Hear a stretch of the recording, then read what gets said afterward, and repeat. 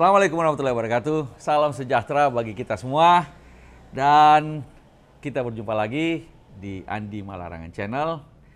Dan tetapi sebelumnya saya ingin menyampaikan selamat Hari Natal bagi teman-teman yang merayakan. Dan juga selamat Tahun Baru bagi kita semua. Nah, Tahun Baru, Hari Natal, hari yang membuat kita merayakan dengan senang hati mestinya, karena tentu bagi yang merayakan Hari Natal, tetapi bagi Tahun Baru, pergantian tahun ini membawa harapan baru. Walaupun di tengah-tengah kita ingin merayakan Hari Natal dan Tahun Baru dengan hati yang senang, tapi mendekati waktu ini kemudian ada berita-berita yang membuat tidak mengenakkan hati. Kenapa tidak mengenakkan hati? Karena kemudian kita kepikiran tentang kemana arah bangsa ini sekarang ini. Ini yang saya maksud yang berkenaan dengan IKN, Ibu Kota Nusantara itu, dan kemudian juga kereta cepat Jakarta-Bandung. Walaupun mungkin tidak sampai di Bandung, sampainya cuma di Padalarang itulah.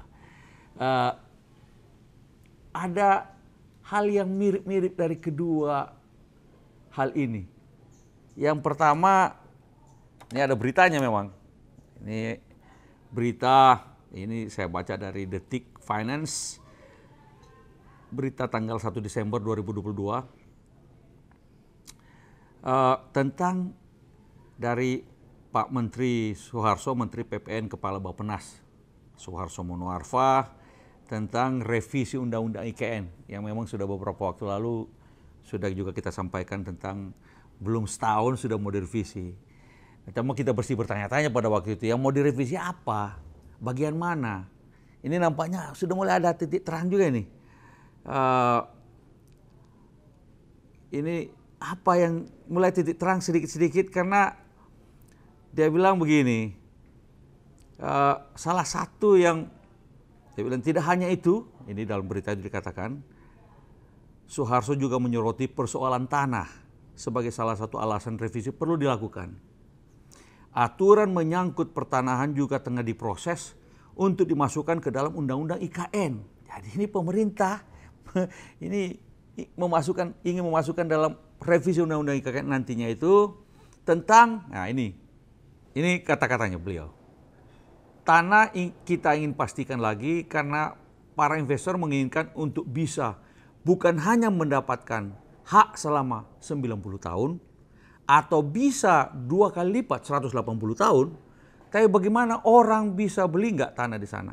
Itu sedang kita masukkan aturan itu. Jadi salah satu yang dipikir ini adalah bagaimana hak penguasaan tanah di sana itu dari 90 tahun menjadi 180 tahun. Ini saya nggak tahu maksudnya apa di situ. Apakah memperpanjang dari 90 tahun menjadi 180 tahun? 90 tahun saja. Itu sudah terlalu lama sebenarnya. Hampir semua kita, ya kalau dapat 80 tahun alhamdulillah. 90 tahun jarang-jarang kita bisa sampai 90 tahun. Tapi alhamdulillah kalau bisa. 90 tahun aja sudah panjang. Kalau mau ditambah 180 tahun, itu 180 tahun itu berapa generasi? Jelas kita semua tidak mungkin menghadapi sampai ujungnya itu. Rata-rata yang dikatakan satu generasi itu 25 tahun. Jadi kalau 180 tahun itu kira-kira 7 generasi. 7 generasi baru selesai. Kira-kira kalau itu yang dimaksud memperpanjang 180 tahun,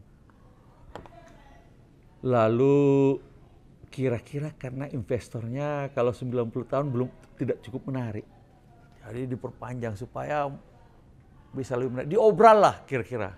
Karena sampai sekarang setahu saya belum ada juga dari pemerintah nih belum ada investor asing yang masuk di IKN? Belum ada. Yang ada SoftBank itu mengundurkan diri. Katanya ada dari Emir Qatar dan segala macam, atau dari pemerintah Qatar, sovereign fund-nya, nggak ada juga tuh. Nah mungkin karena dilihat tadi yang katanya investor sudah antri nih, itu kan begitu dikatakan. Pemerintah mengatakan, oh sudah antri, sudah banyak sekali yang mau datang. Sampai sekarang tidak ada juga. Lalu ini kemudian mau diobral. Dari 90 tahun mau jadi 180 tahun.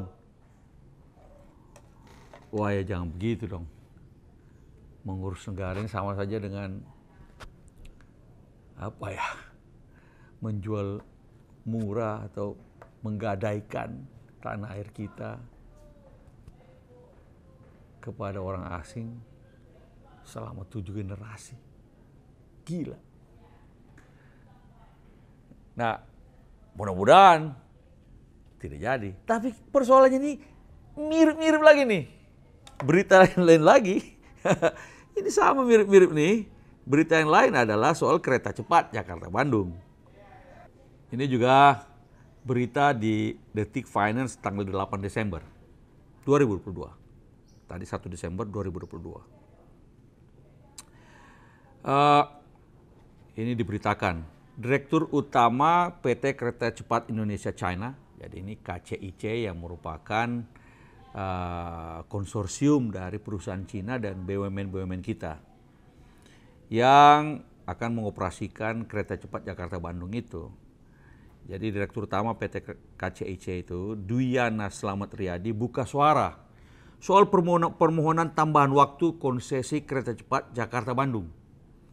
KCIC yang menjadi operator kereta cepat meminta konsesi diperpanjang dari awalnya 50 tahun setelah waktu operasional menjadi 80 tahun.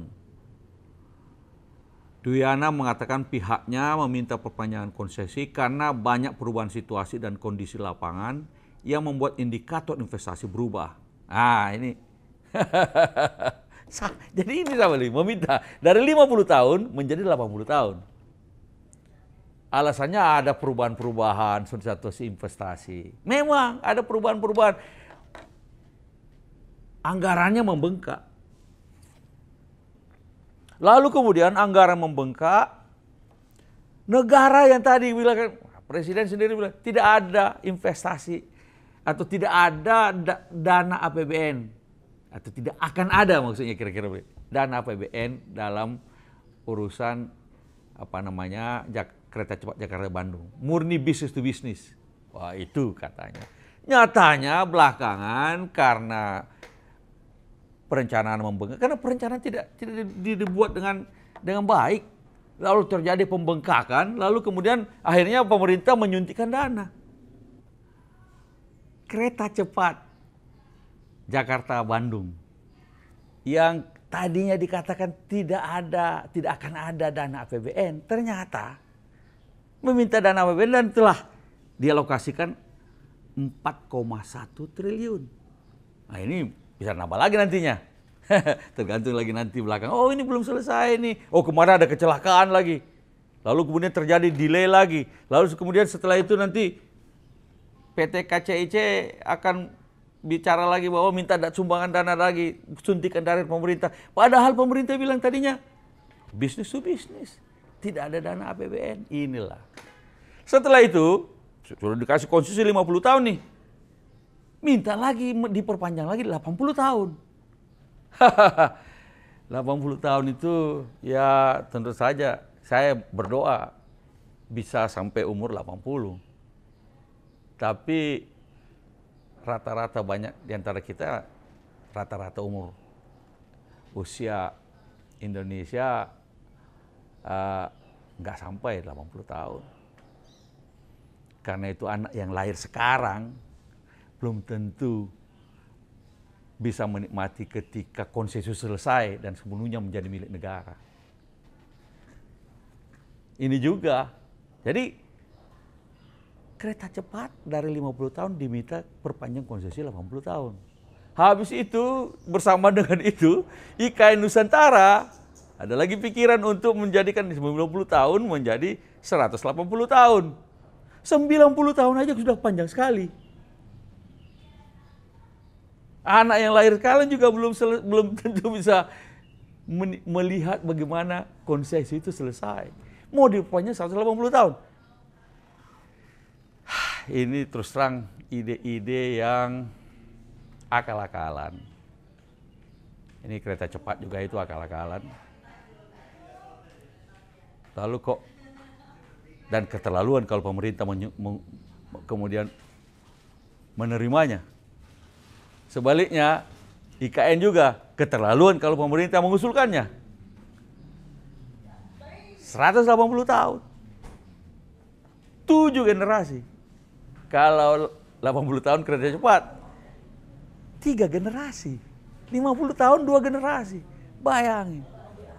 Sudahlah, kalau memang sudah tadi 50 tahun, itulah sebabnya berkali-kali kita ingatkan pemerintahan ini. Kalau bikin perencanaan dengan baik, termasuk perencanaan anggaran, jadwalnya, operasinya, dan kemudian kalau konsesi-konsesinya sesuai dengan jadwal itu. Kenapa? Karena ketika Cina dulu, investor Cina bersaing dengan investor Jepang untuk mengoperasikan kereta cepat Jakarta-Bandung, itu termasuk perhitungan keuntungannya. Dan konsesi yang diberikan 50 tahun itu sudah termasuk keuntungan. Nah, kalau terjadi pembengkakan, ya jangan salahkan pemerintah, dan kemudian pemerintah yang harus menyuntikkan dana lalu kemudian memperpanjang konsesi. Habis itu saya khawatir nanti kalau nanti kereta cepat Jakarta-Bandung ini tidak jadi atau tidak laris, tidak banyak penumpangnya, nanti apa yang dia bikin? Dia minta subsidi harga tiket. Artinya dari pemerintah lagi. Karena kalau tiketnya terlalu tinggi tidak ada yang mau naik. Karena itu dia minta tiketnya dikasih rendah tapi disubsidi oleh pemerintah. Ini yang begini ini namanya kebijakan yang ugal-ugalan kalau itu terjadi. IKN kalau kemudian isinya revisi undang-undang IKN itu adalah memperpanjang konsesi sampai 180 tahun. Inilah kalau itu yang terjadi juga gila-gilaan, ugal-ugalan. Mudah-mudahan tidak. Gunanya kita bikin mengkritik pemerintah dalam vlog semacam ini, dan barangkali bukan satu-satunya yang melakukan kritik semacam ini, mengingatkan agar jangan supaya itu terjadi. Sebelum dia ambil kebijakan itu, urungkanlah. Memang biasa pemerintahan ini. Kalau kita diam saja, kebijakan itu jalan terus. Karena itu kita harus memprotes dengan lantang, dengan keras. Supaya mereka mengurungkan niatnya untuk membuat kebijakan-kebijakan yang ugal-ugalan semacam ini. Sama dengan juga isu 3 periode, menunda pemilu untuk memperpanjang masa jabatan. Ini sama semua ini modelnya. Ya, testing the water. Kalau semua orang diam, jalan terus. Tapi kita tidak bisa. Karena itu kita tidak bisa diam. Kita harus bersuara. Saya sebagai warga negara dengan cara inilah bersuara. Mudah-mudahan Anda sepakat dengan kritik semacam ini. Ini kritik membangun. Kita tidak menjatuhkan, tapi kita mau kebijakan-kebijakan yang ugal-ugalan semacam itu diurungkan, dibatalkan, tidak jadi. Sebelum itu terjadi. Ya, mudah-mudahan Natal dan Tahun Baru ini membuat kita bisa mengintrospeksi diri, termasuk juga bagi pemerintah dan orang-orang yang bekerja di pemerintahan untuk tetap mengingat kepentingan negara di atas kepentingan macam-macam bisnis itu. Demikian, sekali lagi selamat Hari Natal bagi yang merayakan dan selamat Tahun Baru bagi kita semua. Assalamualaikum warahmatullahi wabarakatuh.